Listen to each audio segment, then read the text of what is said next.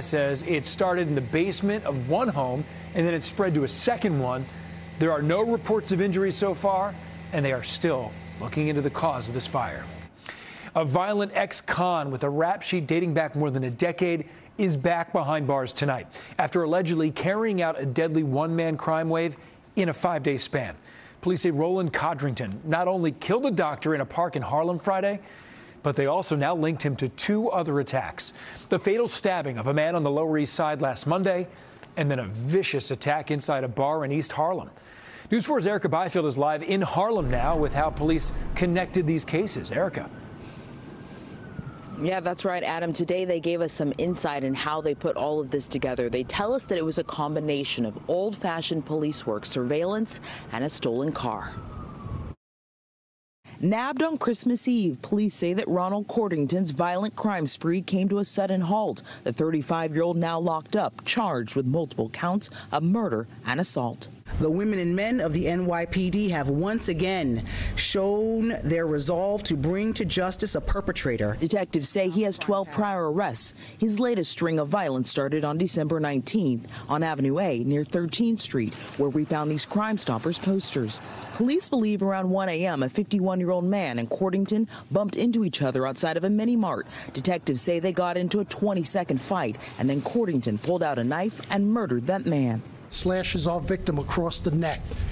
Video also confirms our perpetrator is with a female. Then 3 days later, on 2nd Avenue in Harlem, police say that Cordington was with that woman again. This time, they say he walked into Teddy's bar with a pit bull and a bat, allegedly upset about something that happened there before. He proceeded to go behind the bar where he assaulted the bartender and destroyed property.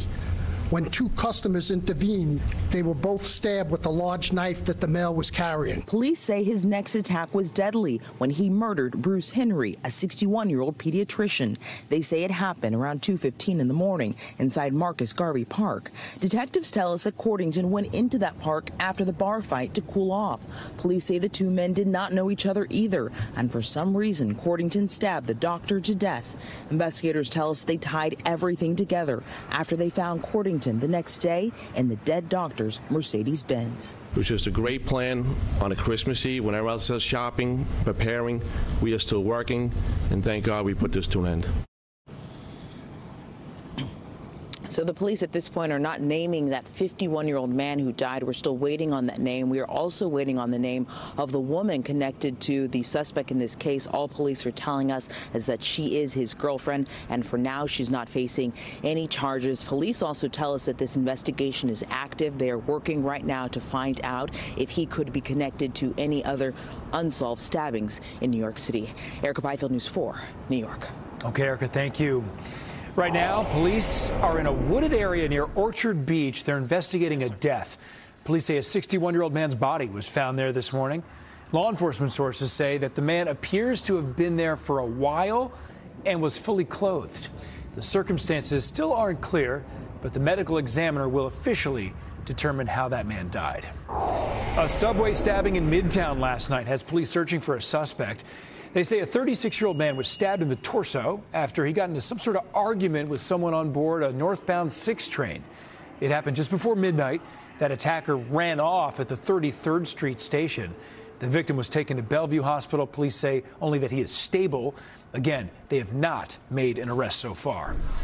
This is new at 4. A pilot rescued this morning in Maryland after crashing his small plane into icy waters. Authorities say the plane ended up in a creek after going off the runway at an airport near Edgewater, Maryland. The pilot was the only person on board. Luckily, 2 kayakers were getting ready to go out in the water, and they were able to reach that crash site quickly, and they pulled the pilot out of the frozen water.